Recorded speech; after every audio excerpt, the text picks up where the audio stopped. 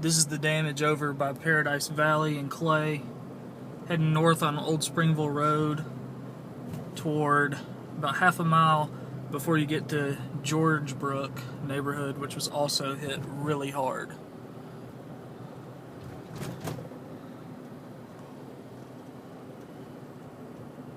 In 0.2 miles, turn right on Georgebrook Trace, then arrive at on right. This is Georgebrook Trace. What's left of it.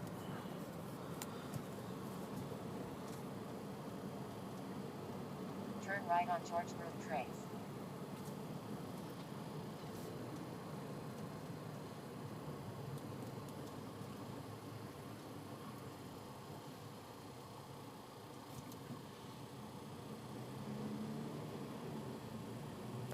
Recalculate.